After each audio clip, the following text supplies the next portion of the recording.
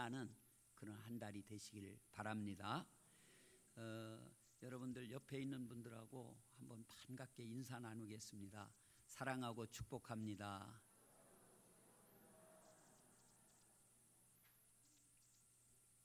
어느 날 그 노숙자 남편들이 모였어요. 그래서 이야기를 하는데 어떤 얘기를 하느냐, 자기가 집에서 쫓겨나서 이 노숙 생활을 하고 있는데 왜 쫓겨났는지를 서로가 얘기하는 그런 시간을 가졌어요.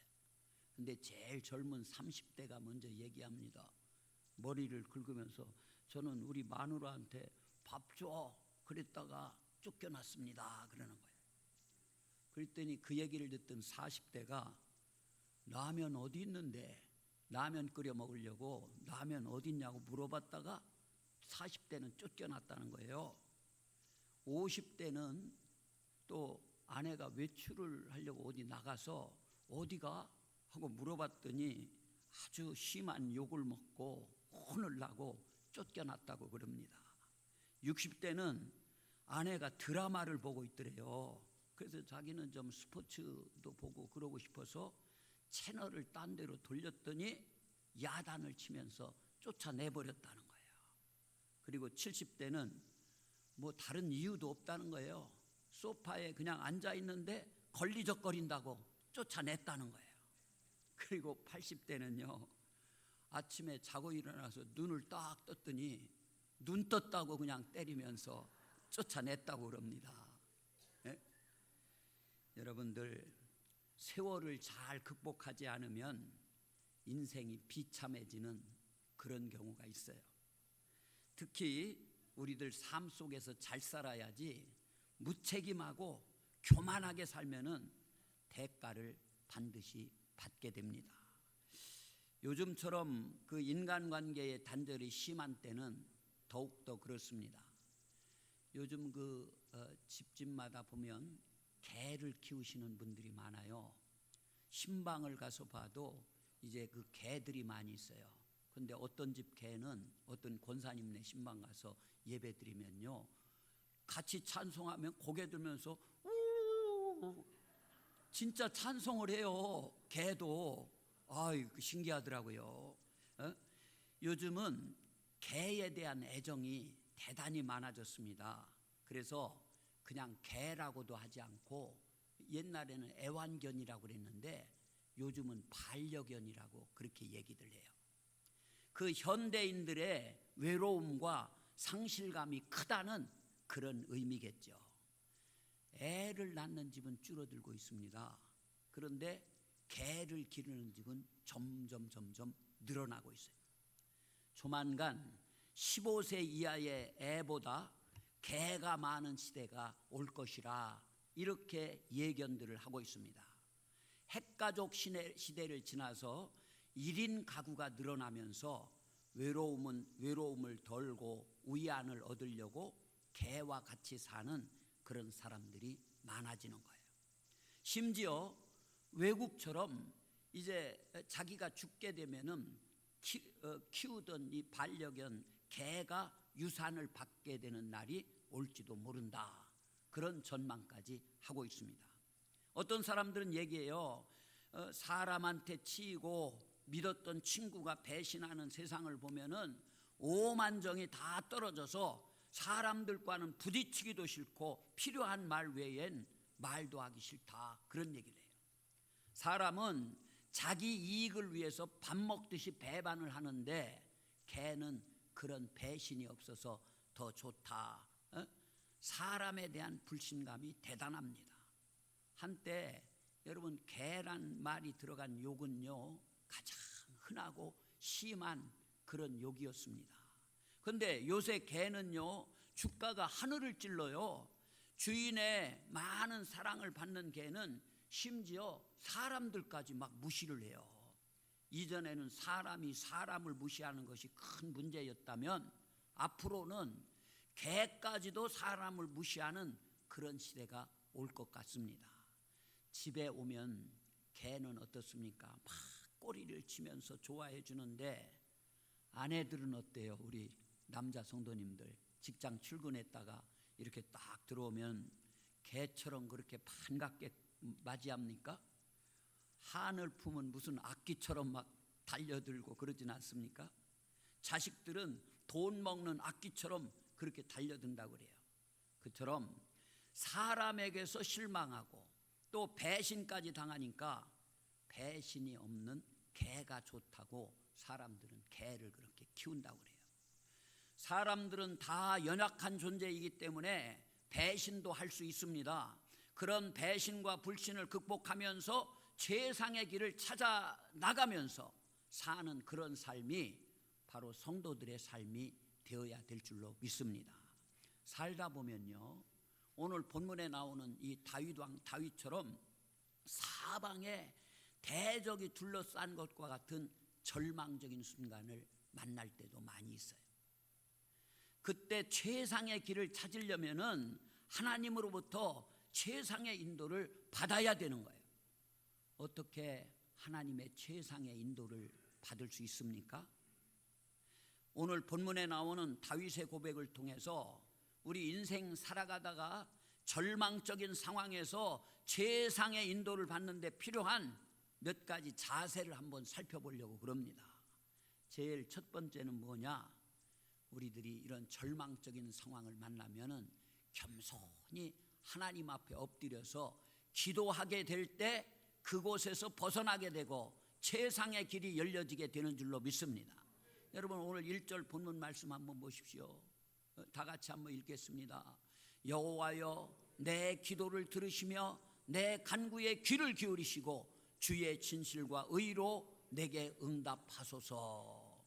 이 다윗은요, 자기 기도를 무조건 들어달라고 하지 않고 주의 진실과 의로 내게 응답해 달라고 그렇게 간구하고 있어요.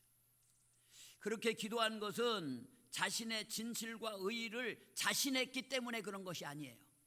그는 자신도 죄와 허물이 많은 존재임을 잘 알고 있었기 때문에 바로 이어서 하나님 앞에 의로운 인생이 누가 있겠느냐고 하면서 하나님의 은혜를 구하는 그런 기도를 드리고 있어요.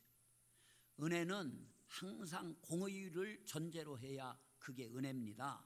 그렇지 않으면은 이 은혜가 방종이 되고 값싼 은혜가 되는 거예요. 그래서 이 다윗은 기도할 때 먼저 하나님의 공의대로 응답되기를 기도를 했어요. 하나님의 공의대로. 그런 공의를 바탕으로 하나님의 사랑과 은혜로 심판을 면하게 해달라고 기도하고 있는 거예요. 기도할 때 우리들이 무작정 달라고 기도하거나 자기 중심적인 그런 기도를 드리지 않고 하나님의 진실과 의를 앞세운 바른 기도를 드려야 될 줄로 믿습니다. 바른 기도가 바른 인도를 선도하는 거예요. 다윗은 우리 하나님을 향해서 사방으로 우겨싸임을 당하고 아주 어려운 상황입니다. 대적들이 우글거립니다. 자기를 잡아 죽이려고 그럽니다. 그럴 때 하나님 앞에 겸손히 엎드려서 간구하는 이런 모습을 우리들이 볼 수가 있어요. 두 번째는요, 이 절망의 상황에서 최상의 인도를 받으려면 어떻게 해야 되느냐? 은혜를 기억해야 된다. 할렐루야. 우리는 은혜를 기억해야 돼요. 다윗은 이 시편을 쓸 때 원수가 그를 핍박하면서 그의 생명을 땅에 엎어서 절망적인 암흑 상황이었고, 또한 마음의 심한 상처로 참담한 그런 상황이었습니다. 그 상황을 어떻게 이겨내고 있습니까? 과거에 여호와 하나님이 하신 일들을 기억하고 끊임없이 읊조리고 생각하면서 이 어려운 상황을 이겨내고 있는 것을 볼 수가 있어요. 그처럼 과거에 하나님이 행하신 일과 은혜를 묵상하면 속상한 것이 많이 누그러지게 되고 풀려지게 되는 거예요. 사람에게 있어서 경험은 굉장히 중요한 겁니다. 경험은 우리의 시야를 크게 해주면서 삶의 지혜를 주는 거예요. 왜 어르신들의 말을 깊이 참고할 필요가 있습니까? 경험을 통해서 크게 보는 지혜가 있기 때문에 그래요. 그만큼 경험이 중요하고 특히 은혜의 경험은 더욱더 중요한 겁니다. 속이 상하면 과거에 있었던 하나님의 은혜의 손길을 기억하고 그걸 읊조리고 그걸 생각하면서 여러분 이렇게 기도하시기 바랍니다. 하나님, 그때의 은혜가 앞으로도 있을 줄로 믿습니다. 늘 하나님의 손길을 의지하고 하나님의 뜻을 따라 열심히 살게 하옵소서. 이렇게 기도해야 돼요. 그처럼 과거의 은혜를 기억하고 읊조리면서 내일의 은혜를 확신하게 된다면 우리 하나님의 위로와 평강으로 우리들의 속도 풀리고 최상의 길도 열려지게 될 줄로 믿습니다. 우리는 그렇게 은혜를 기억해야 돼. 지금 속상할 때 이때 일만 생각하지 말고 이전에 베풀어 주셨던 하나님의 은혜를 기억하면요, 지금 속상하고 힘든 것들이 풀려지게 된다, 그런 얘기예요. 세 번째는 뭐냐? 주님을 사모해야 될 줄로 믿습니다. 다윗은요, 이런 절망적인 상황을 만났습니다. 그래서 주님을 향해서 손을 펴면서 목마른 사슴이 시냇물을 사모하듯이 주님을 사모했다. 오늘 6절은 말씀하고 있어요. 이 다윗은 고난을 통해서도 영혼이 많이 피곤했지만 거꾸로 영혼이 피곤할 정도로 간절히 하나님을 사모했다는 그런 말씀이에요. 그런 자신이 죽음을 두려워하지 않도록 주의 얼굴을 숨기지 말아달라고 다윗은 간절히 하나님을 향해서 기도하고 있는 걸 볼 수 있어요. 이 다윗이 주를 향해서 손을 편 것은요, 자신은 이제 빈손이라는 표시이고 하나님 앞에 항복했다는 그런 표시예요. 사람의 인정을 받으려면 손에 뭔가 소유가 가득하고 남을 막 굴복시키고 항복시키면은 야, 저 사람 센데 하면서 사람들이 인정해줘요. 반면에 하나님의 인정을 받으려면요, 하나님, 저는 아무것도 가진 것도 없고 저는 아무것도 아닙니다라고 하나님 앞에 항복해야 될 줄로 믿습니다. 자기 생각을 지나치게 신뢰하고 자기의 소유와 능력을 의지하면요, 절망적인 상황에 처할 때 영혼이 급격히 무너지게 돼요. 반면에 여호와 하나님을 사모하고 하나님 앞에 항복하게 되면요, 어떤 절망적인 상황도 금방 딛고 일어설 수 있게 되는 줄로 믿습니다. 그래서 여러분, 힘든 일 만나고 어려움을 겪고 절망적인 상황을 만나게 될 때 정말 주님을 간절히 사모하는, 목마른 사슴이 시냇물을 찾기에 갈급한 그런 심정을 가지고 주님을 사모하는 그런 마음을 가져야 된다, 그런 말씀이에요. 다음으로는요, 우리가 정말 절망적인 상황에서 하나님의 최고의 인도를 받으려면 어떻게 해야 되느냐? 말씀을 들어야 돼요. 하나님의 말씀을 들을 때 그 말씀이 내게 힘이 되고 그 말씀이 나에게 능력이 되고, 그래서 이 절망적인 상황들을 이겨낼 수가 있는 겁니다. 여러분, 오늘 8절 본문 말씀을 다 같이 한번 읽어보겠습니다. 아침에 나로 하여금 주의 인자한 말씀을 듣게 하소서. 내가 주를 의뢰함이니이다. 내가 다닐 길을 알게 하소서. 내가 내 영혼을 주께 드림이니이다. 할렐루야. 여러분, 이 말씀을 보면요, 다윗도 새벽 기도를 했음을 알 수 있습니다. 아침에 정말 주의 인자한 말씀을 듣게 하소서. 아침에 말씀을 듣게 해달라고 다윗이 간구하고 있어요. 그는 고난 중에도 정말 하루의 첫 시간을 여호와 하나님께 드리면서 하나님을 의뢰하는 그런 자신에게 주의 인자한 말씀을 들려달라고 기도하고 있습니다. 또한 말씀을 통해서 자신이 가야 할 길을 알려달라고 하면서 자기 영혼을 주님께 드리겠다고 그렇게 약속을 하고 있어요. 하나님의 인자한 말씀이 여러분 언제 임합니까?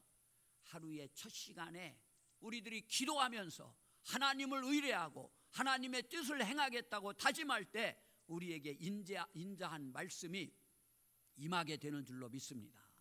영혼에 하나님의 말씀이 채워지게 될 때 물질과 명예에 집착하지 않고 또한 자유하게 되고 더 나아가 환경으로부터 자유하게 되는 거예요.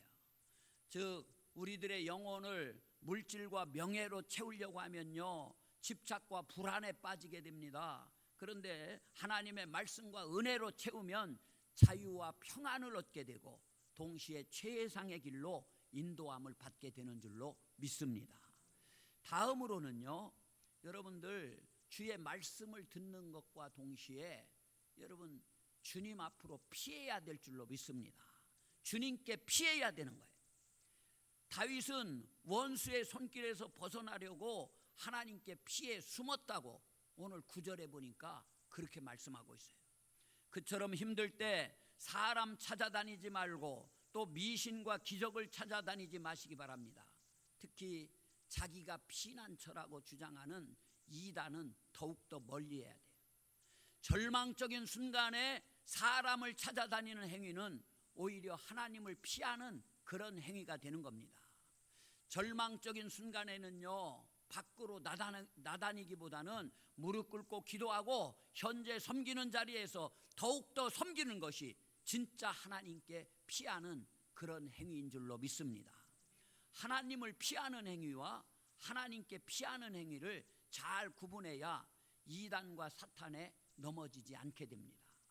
사람들은요, 속이 너무 상하면 어떡합니까? 술을 퍼마시는 사람들이 있어요. 어떤 사람들은 차를 몰고 나가서 막 과속으로 달립니다. 또 어떤 사람은 이불을 뒤집어 쓰고 누워 있습니다. 또 어떤 사람들을 친구를 만난다고 친구를 불러내서 만납니다. 그래도 이 속은 거의 풀리지 않아요. 술을 퍼마시면 속만 더 버립니다. 차를 과속으로 몰면요, 그때 사고도 제일 많이 난다는 거예요. 이불 뒤집어 쓰고 누워 있으면은 더 우울해진다는 거예요. 또 그때 친구를 찾으면은 괜히 찾았다는 생각이 들 때가 대부분이라는 거예요. 속상할 때는 사람을 찾고 사람을 의지하면 안 됩니다. 그때 찾고 의지할 분은 오직 여호와 하나님뿐인 줄로 믿습니다. 힘들 때나 선택의 순간에 하나님께 피하는 그런 선택을 하면은 우리 하나님께서 우리들을 최상의 길로 인도해 주실 줄로 믿습니다. 그리고 또 생각할 수 있는 것은요, 여러분, 주의 뜻을 행하며 살아가야 된다, 그런 얘기예요. 주님의 뜻을 행하며 살아가야 됩니다. 시편 143편 오늘 본문 10절 말씀 한번 같이 읽어볼까요? 주는 나의 하나님이시니 나를 가르쳐 주의 뜻을 행하게 하소서. 주의 영은 선하시니 나를 공평한 땅에 인도하소서. 할렐루야. 여러분, 이 고백은요, 다윗이 왜 멋지고 복된 그런 인물인지를 잘 보여주는 그런 말씀이에요. 이 다윗은 고난 중에 하나님의 은혜를 구하면서도 하나님, 제게 주의 뜻이 무엇인지 가르쳐 주시고 주의 뜻을 행하면서 살게 하옵소서, 이런 기도를 하나님께 드리는 거예요. 그 기도를 우리 하나님이 얼마나 기뻐하시겠습니까? 또한 이 다윗은요, 자기 기도를 무조건 들어달라고 하지 않고 자기를 공평한 땅으로 인도해 달라고 간구하고 있어요.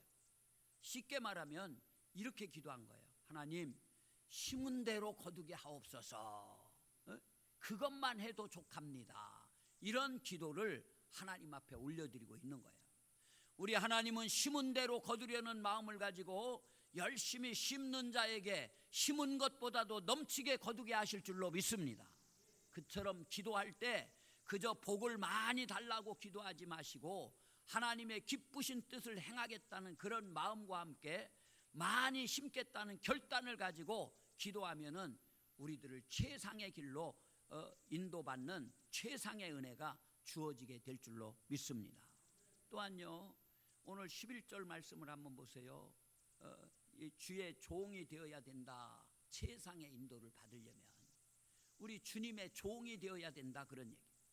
11절 같이 읽습니다.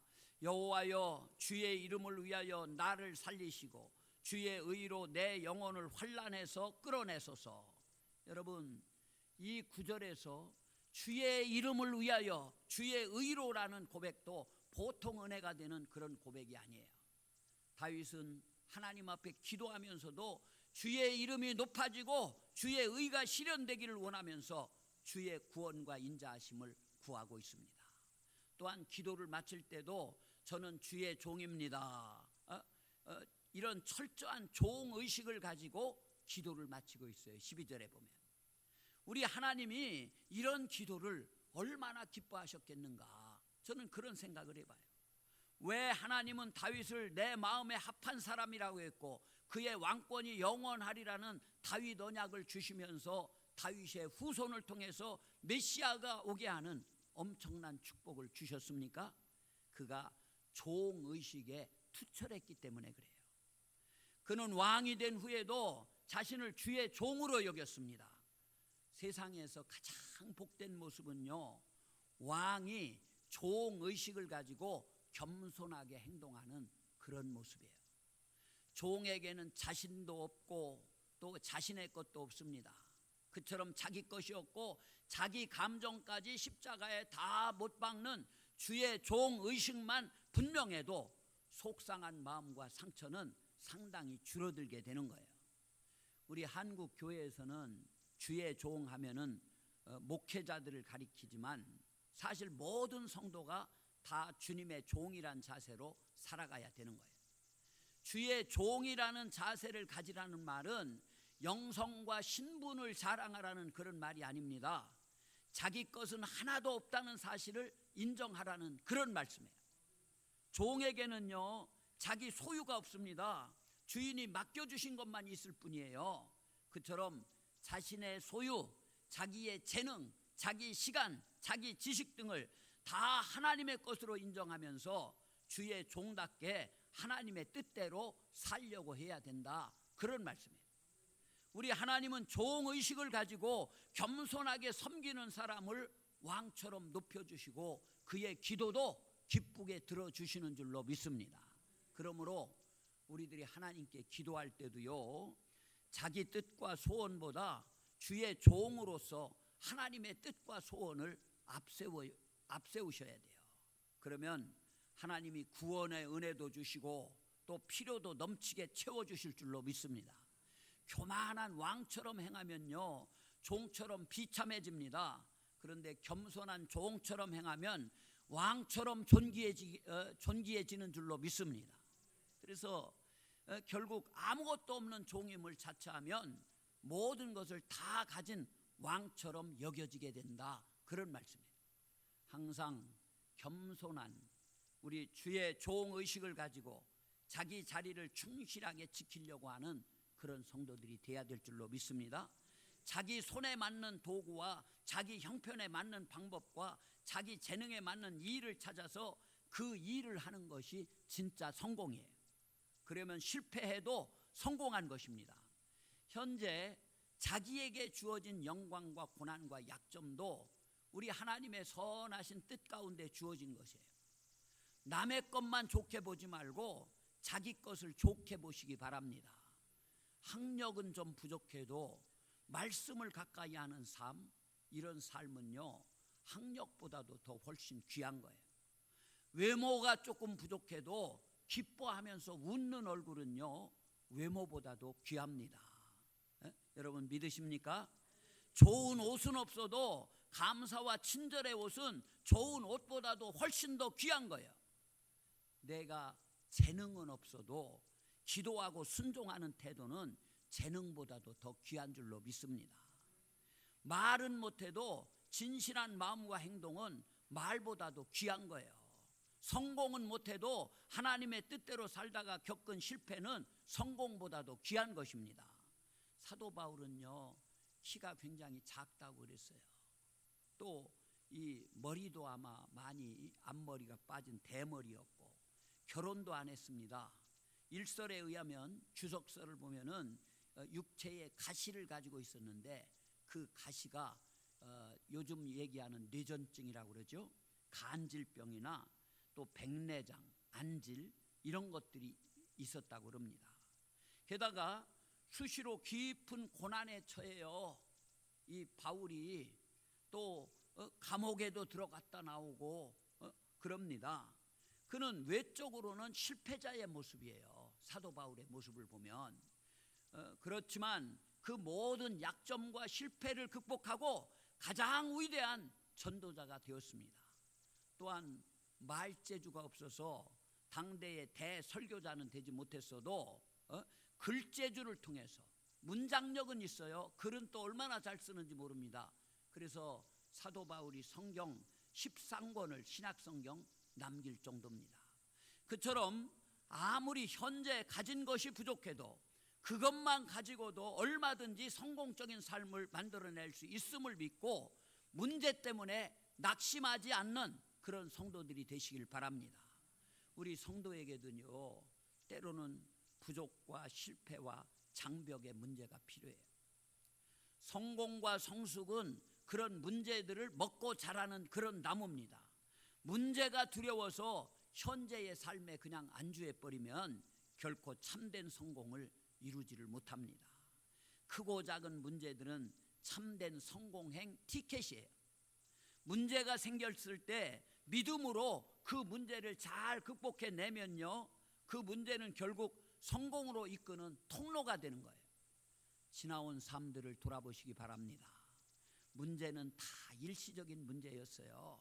절망적인 때도 사는 길이 있었고 고난 중에도 감사와 축복의 조건은 많았습니다. 그러므로 문제가 있어도 너무 낙심하지 마시기 바랍니다. 문제는요, 새의 날개와 같은 거예요. 이 어깨에 달려 있어서 지기 힘들어도 이게 있어야 새들은 날아갈 수가 있는 겁니다. 이 문제는 배의 돛과 같은 거예요. 귀찮고 무거워도 그것이 있어야 항해를 할 수 있는 겁니다.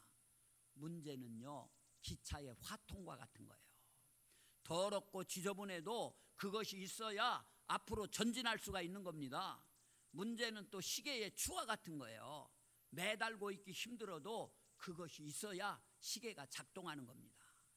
문제를 우리들 악몽으로만 여기지 말고 믿음으로 그 악몽을 의식적으로 깨트리시기 바랍니다. 어느 날 한 초등학교 선생님이 학생들에게 물었어요. 여러분, 한 소년이 호랑이에게 쫓기는 그런 꿈을 꾸게 됐어요. 꿈에서 한참 도망치다가 낭떠러지를 만났어요. 더 도망칠 수 없어서 돌아섰는데 앞에서 호랑이가 으르렁거리고 달려와요. 그때 여러분들은 어떻게 할래요? 선생님이 물어봤습니다. 그때 학생들이 갖가지 대답을 합니다. 어떤 학생은 저는요, 그 호랑이하고 맞닥뜨려서 눈싸움을 하면서 그 호랑이를 노려볼래요 그러는 거예요. 또 어떤 아이는 저는 푹 쓰러져서 죽은 척 할래요 그러는 거예요. 그리고 또 어떤 아이는 뭐라고 얘기합니까? 슬쩍 피해서 호랑이를 그냥 낭떠러지로 밀어서 떨어뜨리래요 그러는 거예요. 그런데 어떤 한 아이가 얘기합니다. 선생님, 저는 그 꿈에서 깰래요 그러는 거예요. 그 대답이 바로 선생님이 원하는 대답이었습니다. 이 악몽에서 깨면 되는 거예요. 악몽을 꿀 때는. 이 악몽과 같은 현실이 펼쳐져도 믿음을 가지고 마음과 생각부터 악몽에서 깨어나게 하면 됩니다. 그러면 조만간 이 악몽적인 현실도 깨지게 된다 그런 얘기예요. 아무리 큰 위기에 처해도 돌파할 수 있는 길은 반드시 있는 거예요. 돌파가 안 되면 죽으면 죽으리라 하고 천국에 입성하면 됩니다.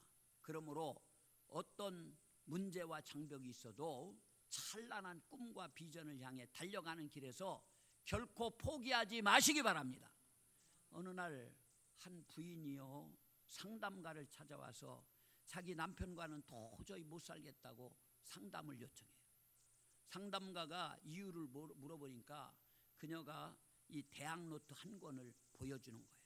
거기 보니까 결혼해서 사는 15년간 남편이 했던 수많은 잘못된 말과 실수와 약점이 몇 월 며칠 이런 말을 했고 이런 쌍욕을 했고 또 이런 짓을 했고 다 기록되어 있어요. 그것을 보여주면서 그녀가 말했습니다. 이런 남편하고 제가 어떻게 삽니까? 그러는 거예요. 그때 상담가가 말했습니다. 진짜 문제는 남편이 문제가 아니라 이 노트 안에 있네요. 이 노트를 먼저 태워버려야 당신네 가정 행복을 찾을 수 있을 겁니다. 그러는 거예요. 왜 정신이 병들게 됩니까? 과거의 불행과 한과 상처를 계속 떠올리기 때문에 그런 거예요. 옛날에 못 먹고 못 살 때는요, 육신적인 배고픔 때문에 정신적인 배고픔을 생각할 겨를이 없었습니다. 너무 생각만 많으면 안 돼요.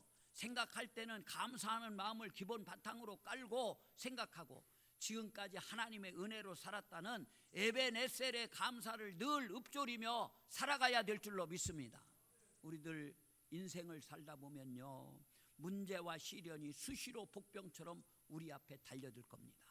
그러나 우리들 전능하신 하나님만 의지하면서 믿음으로 나아가게 될 때 하나님께서 선하게 인도해 주실 줄로 믿습니다. 가장 복된 마음은요, 감사하는 마음이에요. 다윗은 고난 중에도 하나님과 깊이 교제하면서 감사하면서 살았기 때문에 결국 최상의 길로 인도를 받았던 겁니다. 항상 다윗처럼 겸손하게 기도하고 항상 하나님의 은혜를 기억하고 하나님을 사모하고 하나님의 말씀에 귀를 기울이고 하나님께 피하고 하나님의 뜻을 행하고 하나님의 종이 되어 최상의 길로 인도받고 당대와 후대에 축복을 예비하는 복된 성도님들이 다 되시게 되기를 우리 주님의 이름으로 간절히 축복합니다. 기도하겠습니다. 거룩하신 하나님 아버지, 감사드립니다. 오늘 저희들 불러주시고 특별히 귀한 말씀을 통해서 저희들 은혜 받게 하신 거 감사합니다. 우리 인생 살아갈 때 수없는 어려움이 있고 정말 사방으로 우겨싸임을 당하는 것과 같은 이런 참 곤란한 처지를 당할 때 주님을 의지하게 하시고 겸손하게 엎드려 기도하게 하여 주시옵시고, 하나님 아버지 정말 과거에 베풀어 주셨던 하나님의 은혜를 생각하면서 극복해 내게 하여 주시고 하나님을 사모하고 하나님의 말씀을 듣게 하여 주시옵시고 하나님께 피하고 하나님의 종이 되어줄 수 있는 저희들이 다 되게 하여 주옵소서. 그래서 정말 가장 최상으로 좋은 길로 우리 하나님의 인도함을 받을 수 있는 저희들이 다 되게 하여 주옵소서. 예수님 거룩하신 이름으로 기도드립니다. 아멘.